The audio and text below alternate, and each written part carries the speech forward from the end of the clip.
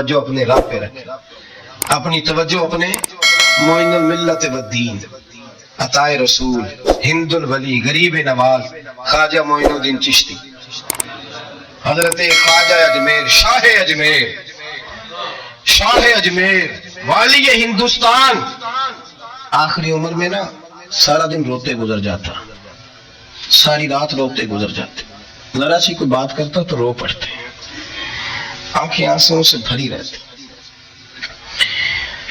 کئی دفعہ آپ نے بھی پریشان ہو جاتے ہیں نا کہ یار تو ایک بات کی جان ہی نہیں چھوڑ رہا۔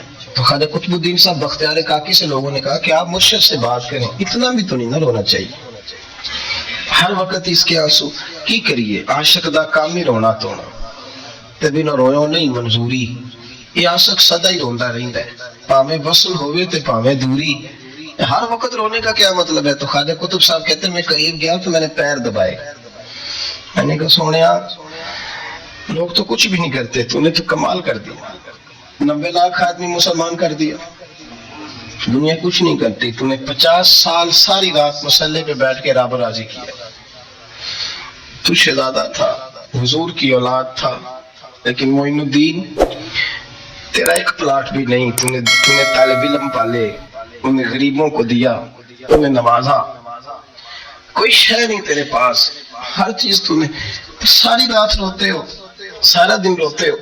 تو خواجہ قطب الدین صاحب کہتے ہیں میں نے جب عرض کیا تو خواجہ صاحب مجھے گلے لگا لی، چیخ مار کے روئے، کہنے لگے قطب الدین پتر داڑھی سفید ہو گئی، جانے کا وقت آ گیا، جو تو نے نیکیاں گنوائی ہیں وہ ہیں صحیح میرے پاس، پر یار کی بارگاہ میں پیش کرنے کے قابل ایک بھی نہیں، ایک بھی نہیں، تو بارگاہ تو دیکھ کتنی بڑی ہے، رسول کریم کی بارگاہ میں پیش کرنے کے قابل ان میں سے ایک بھی نہیں، تو آستانہ دیکھ کتنا بڑا ہے، کیا پیش کروں گا، کیا عرض کروں گا حضور کی بارگاہ میں، کس طرح؟ اور یار جو بڑے تھے وہ تو ڈرے ہوئے تھے، سہمے ہوئے تھے، وہ تو بڑی آزمائش میں تھے، لیکن میرا اور آپ کا رٹا 2 نمازیں پڑھ کے 6 نمازوں کا دعویٰ کرنا اور لمبی چوڑی کہانیاں بنانا اور اپنے منہ سے اپنی تعریفیں کرنا، اس سے تھوڑا باہر آئے۔ جب انسان خدا فراموش ہوتا ہے تو خود فراموش ہو جاتا ہے۔ ہمارا بڑے زمانے سے تکیہ ہے، کبھی امریکہ پر، کبھی یورپ پر، کبھی برطانیہ پر، کبھی مالداروں پر، کبھی اسلحے والوں پر۔ اس کا نقصان یہ ہوا کہ اپنا کوئی وجود نہیں رہا، اپنا کوئی نظریہ نہیں رہا، اپنی کوئی سوچ نہیں رہی، ایسے محسوس ہوتا ہے کہ کوئی منشور نہیں، کوئی دستور نہیں، لگام منہ میں ہے اور اس کا سرا کسی کے ہاتھ میں ہے، وہ جدھر چاہتا ہے ہمیں گھما لیتا ہے۔ اللہ فرماتے ہیں یوں نہ ہو جانا کہ تم رب کو بھلا دو اور پھر تمہیں اپنا آپ بھی بھول جائے۔ اولئک ھم الفاسقون، فرمایا یہ وہ لوگ ہیں جو نافرمان ہیں اللہ کے، یہ نافرمان ہے۔ جب یہ نظریہ بن گیا، جب یہ ذہن بن گیا کہ پیدا اللہ نے کیا ہے، دینا اللہ نے ہے، عطا کرنے والا اللہ ہے، نوازنے والا اللہ، تو پھر ساری توجہ دنیا داروں کی طرف رکھنا، میں اللہ والوں کی طرف توجہ رکھنے کا قائل ہوں، میں وہ سمجھتا ہوں، ہم اس چیز کے قائل ہیں، لیکن وہ بھی کوئی آستانہ ہے کہ جہاں حق مرشد کا نعرہ تو بڑا لگے پر رب کا نام ہی نہ سننے کو ملے۔ یہ بھی کوئی بات ہوئی کہ جہاں یہ تو نعرہ زور سے لگے کہ جیوے جیوے مرشد جیوے، لیکن استغفار کا درس ہی نہ ملے۔ ایک بات جو آزمائش میں، تکلیف میں بڑی سمجھنے کے لائق ہے اور اس کے لیے بھی بہت ساری راہیں انسان کی کھلتی ہیں، اس کو بھی اچھے طریقے سے سمجھ لیں۔ کئی دفعہ زندگی میں ایسا ہوتا ہے کہ انسان پر مشکلات آتی ہیں تو وہ کوئی سبب اختیار کرتا ہے، کوئی تدبیر کرتا ہے تو اللہ اس کے لیے آسانی فرما دیتا ہے۔ بیمار ہونے والے نے دوا استعمال کی، مناسب پرہیز کیا، اللہ نے شفا عطا فرما دی۔ کسی جگہ کسی منزل پر سفر کرنے والے کسی شخص نے گاڑی حاصل کر لی، صحیح رستے کا آغاز کیا اور وقت پر سفر شروع کیا تو اس کی منزل آ گئی۔ بہت سارے انسان کو دنیا میں مشکلات کا سامنا ہوتا ہے، وہ اس کے لیے جب تیاری کرتا ہے، اسباب اختیار کرتا ہے، کوشش کرتا ہے دنیاوی طور پر، تو کہیں نہ کہیں اس کے لیے راستہ بن جاتا ہے، وہ نکل جاتا ہے۔ لیکن کبھی کبھی زندگی میں ایسا بھی ہوتا ہے کہ چاروں جانب اندھیرا نظر آنا شروع ہو جاتا ہے، وہ محسوس ہوتا ہے کہ نکلنے کے راستے سارے مسدود ہوتے چلے جا رہے ہیں۔ یوں لگتا ہے کہ مشرق سے لے کر مغرب اور شمال سے لے کر جنوب تک شاید کوئی راستہ ایسا ہے ہی نہیں جو اس مشکل سے نکال سکے۔ بڑے بڑے ذی شعور، عقل و فہم والے اور علم و فن والے لوگ سر پکڑ کے بیٹھ جاتے ہیں، اور جب وہ پوری طرح سے تھک جائیں اور جب لوگوں کے علوم، فنون، گفتگو، لب و لہجہ، عقل، دانش، ٹیکنالوجی، سائنس، طاقتیں، قوتیں، اسلحہ، ہر چیز جواب دے جائے تو کیا مسلمان بھی خاموش ہو جائے؟ جب سب علم و فضل والے ہتھیار پھینک دیں اس وقت پھر کیا رستہ اختیار کیا جائے کہ رستہ بن جائے، آسانی ہو جائے، منزل کی طرف بڑھنے کے لیے سواری کا بندوبست ہو جائے؟ تو میرے رب کریم نے وہاں بھی اپنے بندوں کو مایوس نہیں فرمایا، بلکہ اللہ کریم نے فرمایا وَمَن يَتَّقِ اللَّهَ يَجْعَل لَّهُ مَخْرَجًا۔ سورہ طلاق کو دیکھیے گا، فرمایا جو اللہ سے ڈرتا ہے اللہ اس کے لیے نجات کا رستہ پیدا فرما دیتا ہے، اللہ ہر مشکل سے نکلنے کے لیے اسے رستہ عطا کرے گا۔ اب جب سارے رستے مسدود ہو جائیں گے تو پھر مسلمان کون سا رستہ اختیار کرے گا؟ وہ استغفار کا رستہ اور توبہ کا رستہ، وہ اللہ کی بارگاہ میں حاضری کا رستہ، وہ پھر اس کے حضور عرض کرے گا کہ مالک ہم تو تھک گئے، پر تجھے نہ نیند آتی ہے نہ اونگ آتی ہے، تو رحمت فرما۔ پھر لوگ استغفار کریں گے، پھر اس کی بارگاہ میں حاضری دیں گے، پھر اس کو منائیں گے، اور جب استغفار کا رستہ اختیار کیا جائے گا تو رب فرماتا ہے یجعل لہ مخرجا، میں ہر مشکل سے نکلنے کا رستہ عطا کروں گا، وَيَرْزُقْهُ مِنْ حَيْثُ لَا يَحْتَسِبُ، اور تمہیں وہاں سے روزی دوں گا کہ تمہارا گمان بھی نہیں ہوگا، تم نے سوچا بھی نہیں ہوگا۔ رزق بھی میرا اللہ ہی دیتا ہے، علم بھی اللہ دیتا ہے، رزق بھی۔ بڑے بڑے فقیروں کو مالدار ہوتے دیکھا، بڑے بڑے مالداروں کو فقیر ہوتے دیکھا، بڑے بڑے۔ میرے ایک بڑا سخی قسم کا سجن ہے، بڑا پیارا ہے، میں اسے سخی مانتا ہوں، میں نے اپنی پریشانیوں کے دنوں میں بھی اس شخص کو سخی دیکھا۔ ایک دن رات کو مجھے ٹیلی فون کر کے کہنے لگا کدھر ہو؟ میں نے کہا میں گھر ہوں۔ انہیں اکثر سفر میں ہوتے ہو نا؟ میں نے کہا طبیعت کیسی ہے؟ ٹھیک ہے، بس حال چال پوچھنا تھا۔ میں نے سمجھائی، میں نے کہا یار یہ کوئی مسئلہ ہے، ورنہ رات کے 2 بجے کوئی حال پوچھنے کو فون تو نہیں نہ کرتا، کوئی مطلب ایسا تو مسئلہ نہیں نا۔ تو میں نے بیک کال کی، میں نے کہا یار میری بات سن، مسئلہ کیا؟ کہ نہیں کچھ نہیں دل کر رہا تھا۔ میں نے کہا میری گل سن، رہے اسی 4-5 سال کٹھے، میں تین جاننا، اصل بات کر۔ کہنے لگا مکان بھی بڑا ہے، سارے کچھ ٹھیک ہے، پر وہ بڑے بے نیاز ہے، کچھ حالات اس قسم کے آ گئے ہیں کہ لوگوں کو بتاؤں بھی تو لوگ ماننے کو تیار نہیں، زیادہ نہیں، مجھے نا تھوڑے سے پیسوں کی ضرورت ہے، کوئی 15-20 ہزار اگر مل جائے، میری ضرورت۔ آپ یقین کریں میں روتا رہا ساری رات۔ میں نے کہا مہربانہ تیرا کس طرح کرانگ، اس سے لے کے زمانہ استعمال کرتا تھا، پر بے پرواہی ویکھ نہ سجڑ دی، جتھے کسے دی پیش نہ جاوے، انہیں تاجاں والے در در رولے تے منگتے ہیں تخت بٹھا دے۔ سجدہ کسے نو کارا مل نہیں، کوئی کعبے ہو خالی آوے، واللہ خیر الرازقین، کہتا تو دائیں بائیں نہ جا، رزق تو تجھے میں دوں گا، میں ہوں بہتر رزق دینے والا۔ بڑے بڑے بادشاہ، بڑے بڑے شہنشاہ، بڑے بڑے لوگ، ہاتھوں میں کاسے، فقیریاں، ہر وقت یہ بتایا جائے کہ یہاں آ گئے تو بچ گئے، کیسے بچیں گے؟ میرے رسول پاک علیہ السلام کا دروازہ سب سے بڑا دروازہ ہے، حضور کا دروازہ سب سے بڑا دروازہ ہے، لیکن میرے دوستو یاد رکھنا نبی پاک علیہ السلام نے بھی لوگوں کو جب رستہ دکھایا ہے تو رب کریم کا رستہ دکھایا ہے، اللہ کا رستہ دکھایا، اللہ کریم کا رستہ دکھایا، لوگوں رب کی طرف توجہ کرائی۔ میرے رسول کریم سید عالم صلی اللہ تعالی علیہ وسلم نے لوگوں کی اللہ کی جانب توجہ کرائی اور لوگوں سے یہ کہا کہ وہ اپنے رب کریم کی جانب اپنا ذہن رکھیں، اپنی توجہ اپنے اللہ کی جانب مبذول کریں۔ میری بات کو اچھے طریقے سے سمجھیے گا، علم اللہ تبارک و تعالی عطا کرتا ہے تو اسے اللہ کی عطا ہی سمجھنا چاہیے۔ کچھ لوگوں کے پاس علم ہوتا ہے پر علم نافع نہیں ہوتا، وہ ٹامک ٹونجا مارتے رہتے ہیں ساری زندگی۔ علم کو اللہ کی عطا سمجھیں، اپنی عقل پر اپنے شعور پر زیادہ بھروسہ نہ سمجھیں، نظر اللہ پہ رکھیں۔ حضرت مولا علی شیر خدا کرم اللہ تعالی وجہہ الکریم سے کسی نے پوچھا تھا بڑا عالم کون ہوتا ہے؟ ہمارے ہاں تو اب وہ والے عالم پائے جاتے ہیں نا اللہ ماشاءاللہ، جو ممبر پہ بیٹھتے ہیں تو دعوے ہی دعوے ہیں، ممبر پہ بیٹھتے ہیں تو دعوے ہی دعوے ہیں۔ اس طرح کے عالم ہمارے ہاں پائے جاتے ہیں، وہ ہر بات میں دعویٰ کرتے ہیں، میں یہ کر دوں گا، میں وہ کر دوں گا۔ یہ مزاج علماء کا نہیں۔ حضرت علی المرتضیٰ سے کسی نے پوچھا بڑا عالم کون ہوتا ہے؟ فرمایا بڑا عالم وہ ہوتا ہے کہ جسے مسئلے کا پتہ نہ ہو تو وہ کہہ دے مجھے نہیں پتا، میں پتہ کر کے بتاؤں گا، غلط بات بیان نہ کرے۔ امام مالک سے کسی نے کوئی مسئلہ پوچھا تو آپ فرمانے لگے مجھے اس سوال کا جواب نہیں آتا، ہمارے بزرگ سمجھاتے کیا ہے؟ وہ کہنے لگا آپ اتنے بڑے امام ہیں تو اس سوال کا جواب نہیں آتا۔ آپ فرمانے لگے اگر مجھے ہر سوال کا جواب آتا پھر تو میں خدا ہوتا، مجھے ہر سوال کا جواب نہیں آتا، مجھے تو اتنا آتا ہے جتنا میرے رب نے مجھے عطا کر دیا ہے۔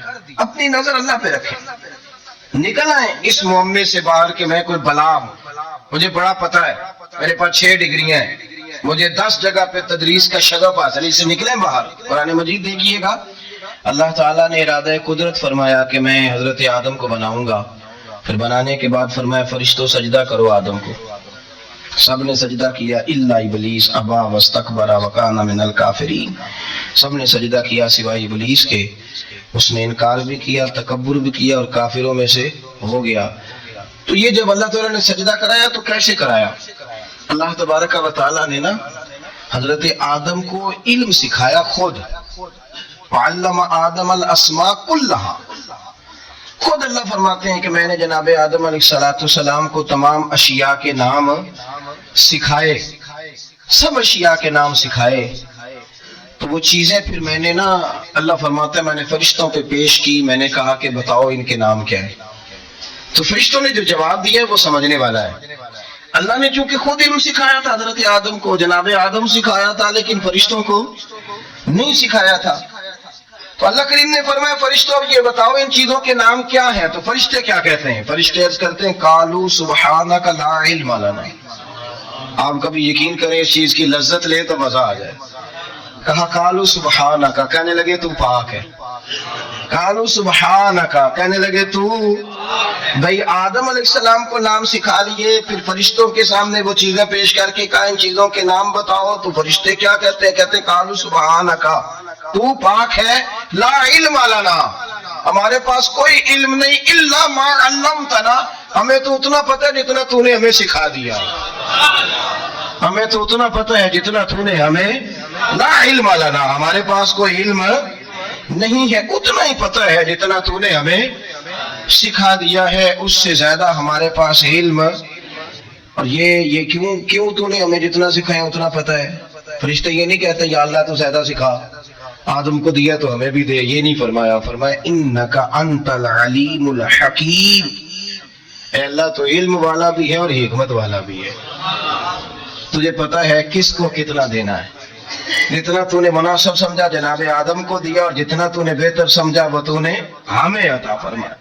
ام ربیعہ کہا کرتی تھی، بڑی نیک اور صالح خاتون تھی، وہ کہتی ہیں کہ میں نا بڑے امیر آدمی کی بیوی تھی، اپنے شوہر کے ساتھ چھت پہ بیٹھی تھی تو نیچے فقیر مانگنے والا آیا، اس نے بڑے درد سے صدا کی تو میں نے اپنے شوہر سے کہا کچھ دینے کا، دفع کر، ان لوگوں نے دھندا بنایا ہوا ہے۔ کہتی میں میکے سے بھی بڑا مال لے کے آئی تھی، میرے ماں باپ بڑے امیر تھے، تو میں نے نا چوری اپنے خامد سے نظر بچا کے باتھ روم جانے کے بہانے گئی اور نیچے جا کے 5 دینار میں نے اس فقیر کی ہتھیلی پہ رکھے۔ کہتے اس نے 5 دینار دیکھے، پھر میری طرف دیکھا تو میں نے اس کی آنکھوں میں آنسو چمکتے دیکھے، کہنے لگے بی بی رب تیرا بھلا کرے، میں 3 دنوں کا بھوکا ہوں۔ وہ چلا گیا، میں گھر آ گئی، باہر آئی تو میرا شوہر کہنے لگا تو اتنی اب اتنی تو تیز ہو گئی ہے اور تو اتنی خود مختار ہو گئی ہے، میرے بغیر پوچھے مال خرچ کرے گی، جا تو یہ 3 طلاقیں۔ کہتی میں بالدار اور وزادار باپ کی بیٹی تھی، طلاق لے کے گھر آئی تو میرا باپ ٹوٹ گیا، چارپائی پہ چلا گیا، اوہو یہ کیا بن گیا۔ کہتی بڑی تکلیف رہی، 1-2 سال کے بعد میرے ابا نے میری شادی کر دی۔ اب جس شوہر کے پاس گئی وہ بڑا نیک تھا، پرہیزگار تھا، اللہ نے بہترین صلہ دیا۔ کہتی چھت پہ بیٹھی تھی، دروازے پہ فقیر آیا، میں نے شوہر سے کہا کچھ دے دوں، کہنے لگا 5 نہ دینا 15 دینا۔ 20 دینا اور فقیر ہوں، میں نے فقر سے دولت دیکھی ہے، اسے خالی نہ لوٹانا۔ کہتی ہے کہ میں نیچے گئی اور جب میں نے اس کی طرف دینار بڑھائے تو میری چیخ نکلی، پیسے پھینک کے میں بے ہوش ہو کے گری۔ میرا شوہر نے آ کے اٹھایا، اندر لے گیا، پانی منہ پہ چھڑکا، کہنے لگا تجھے کیا ہوا؟ کہنے لگے یہ جو مانگنے آیا یہ میرا پہلا شوہر تھا، وہی تھا جو کہتا تھا کہ تو 5 دینار دے آئیے جا، تجھے 3 طلاقیں۔ پڑھو نا حدیث پاک، میرے نبی پاک علیہ السلام نے فرمایا ایک بندہ گنجا تھا، گنجا، کوئی ترتیب آگے پیچھے ہو جائے تو مفہوم کے لحاظ سے، لیکن میں مفہوم اس کا واضح کرتا ہوں۔ ایک گنجا تھا، کوئی شے نہیں تھی، سر پہ بال بھی نہیں تھے، رویا کرتا تھا۔ اللہ تعالیٰ نے فرشتے کو بھیجا، تجھے کیا چاہیے؟ تو کہنے لگا بال آ جائے اور تھوڑا مال آ جائے۔ فرشتے نے ہاتھ پھیرا تو بال بھی آ گئے تو بکریاں بھی آ گئیں، لائنیں لگ گئیں، مال ہی مال ہو گئی۔ دوسرے کے پاس گیا، وہ کوڑا تھا، اس کو جا کے کہا کیا چاہیے؟ کہنے لگا شفا ہو جائے اور کچھ اللہ تعالیٰ آسانی کر دے۔ شفا بھی ہو گئی، گائے بھی دے دی، بھینسیں بھی دے دی، مال ہی مال ہو۔ پھر ایک کے پاس گیا، وہ اندھا تھا، تجھے کیا چاہیے؟ اس نے کہا آنکھیں مل جائیں اور کچھ ساتھ اللہ مال دے دے۔ اونٹ ہی اونٹ ہو گئے۔ جب بڑا نواز دیا تو پھر مالک نے امتحان لینے کا ارادہ کیا، یاری تیری سونا ہے اور آزمائشاں بھی تیریاں آگ، آزمائشاں تیریاں، صحیح کہہ رہا ہوں، آزمائشاں تیریاں، یاری تیری سونا ہے اور آزمائشاں تیریاں، اے سونا پرکھیا جاندا ہی پہلو نہ لگاں دے لگ۔ اللہ نے فرمایا آزمائش کرو۔ سب سے پہلے گنجے کے پاس آئے، اسے کہا اللہ کے رستے میں کچھ دیکھنے لگا، میرے خرچے ہی بڑے، دیکھو تو صحیح کتنی مشکل میں وقت گزارتا ہوں، حال ہی کوئی نہیں۔ اس نے کہا میں نے تو سنا ہے تو گنجا اور بھوکا ننگا تھا۔ کہنے لگا میں تو جلدی پشتی رہی سے اعظم ہوں، تجھے کس پاگل نے کہا ہے بھاگ جا؟ اس نے کہا اچھا جیسے تو تھا ویسے ہی ہو جائے۔ کھیت کھلیان اجڑ گئے، پھر سے گنجا ہو گیا۔ حضور علیہ السلام فرمانے لگے، پھر وہ اس کے پاس گیا جو کوڑا تھا، اسے کہا کچھ دے، کہنے لگا خرچے ہی بڑے۔ اب پوچھ لیں کسی امیر آدمی سے، کہے گا چکی کے نیچے ہاتھ ہے میرا، میرے سے زیادہ تو اب پریشان بندہ ہی کوئی نہیں، کیا بتاؤں آپ کو، اتنا ٹیکس ہے، اتنا جرمانہ ہے، فلانی شے، بڑا کچھ گنواتے ہیں لوگ۔ اس نے کہا میں نے تو سنا تو پہلے کوڑا تھا۔ اس نے کہا اچھا دوڑ جا، میں تو رئیس اعظم ہوں، دادا بھی پردادا بھی اور ساری نسل ہی۔ اس نے کہا اچھا جیسے تو تھا ویسے ہی ہو جائے۔ پھر وہ گیا اندھے کے پاس اور جا کے کہا اللہ کے نام پہ کچھ دے۔ تو کہنے لگا رب کے نام پہ؟ یہ کھڑے ہیں اونٹ جتنے تیرے دل کرے لے دا۔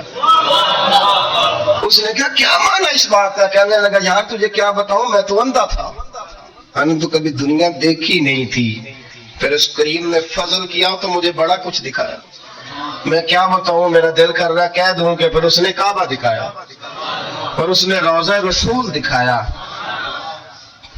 پھر اس نے ریاض الجنہ کے سجدے دکھائے، پھر اس نے اپنے محبوب کے دروازے کی رونقیں دکھائیں۔ اس نے بڑا کچھ دیا، اس نے بڑا نوازا۔ میرے پاس تو شاید میں بدکار پرانا خادم، کسے در ملی نہ ٹوئی، اعتباسف یار نے نظر جو کی تھی پھر واسف ہی ہوئی۔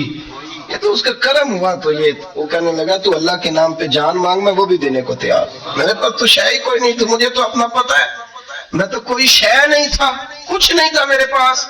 یہ تو ان کا کرم ہے کہ روخ ان کا اجر ہے، اور مختصر سی میری کہانی ہے، یہ جو بھی ہے ان کی مہربانی ہے۔ تو وہ کہنے لگا میں بھی کچھ لینے نہیں آیا تھا، تیری آزمائش ہی کرنے آیا تھا، تیری عزتیں بھی سلامت رہیں گی، تیرا مال بھی سلامت رہے گا، تیری شفا بھی۔ اپنی زندگی میں کبھی بھی اللہ کی بارگاہ سے توجہ ادھر ادھر نہ کریں، چھوڑیں لوگ کیا کر رہے ہیں، دنیا کیا کہہ رہی ہے، کبھی بھی اپنی توجہ دائیں۔ ہمارا یہ مسئلہ بن گیا کہ ہماری سیاست ہے، ہماری دنیا داری ہے، ہم بندوں کو راضی کرنا چاہتے ہیں، ہم دیکھتے ہیں کون کس طرح، اور آپ یقین کریں آپ تھک جائیں گے، بندے راضی نہیں ہوں گے، وہ نہیں راضی ہوتے۔ آپ ان کو منا کے لائیں گے تو ادھر والے نکل جائیں گے، ادھر کو منائیں گے تو ادھر والے نکل جائیں گے۔ اس چکر سے باہر آئیں، اس رب کو راضی کریں جو فرماتا ہے ان الذین آمنوا وعملوا الصالحات سیجعل لهم الرحمن ودا۔ فرمایا تو ایمان لانے کے بعد نیک عمل کر، میں لوگوں کے دلوں میں تیری محبت پیدا کر دوں۔ رحمان لوگوں کے دلوں میں محبت ڈال دے گا، اللہ لوگوں کے دلوں میں۔ اپنی نظر ہمیشہ اپنے رب پہ رکھیں، اتنی لمبی چوڑی دنیا داروں سے امیدیں نہ وابستہ کرے. میں نے دیکھا ہے لوگ کا سال ایسی کرتے ہیں، کبھی اس کے دروازے پہ کبھی اس کے دروازے پہ. ان چکروں سے باہر آئیں اور اپنے رب کی بارگاہ کی طرف توجہ کریں. استغفار شوق سے پڑھا کریں، اور اکیلے میں نہ، اکیلے میں. حضرت رئیس المتکلمین مولانا نقی علی خان صاحب رحمۃ اللہ نے لکھا ہے کہ فرعون 500 سال حکومت کر گیا. یہاں تو 5 سال کی حکومت کی پیر لڑکھڑاتے ہیں. 500 سال. فرماتے اصل وجہ یہ تھی کہ دنیا جب سو جاتی تھی نا تو اوپر چادر لے کے تو مسلح پہ بیٹھ جاتا تھا اور ہاتھ باندھ کے کہتا تھا رب تو ہی ہے میرا پردہ نہ کھولنا، مالک تو ہی ہے کرم نوازی کرنا، میری پکڑ نہ کرنا. وہ بے ایمان ہو کے اگر 500 سال ہاتھ باندھے تو گزارا کر لیتا ہے، تو ایماندار ہے. پر مسئلہ یہ ہے کہ تو رات کو بکل مار کے ہاتھ نہیں نہ باندھتا، تو منت نہیں کرتا، تو استغفار نہیں کرتا.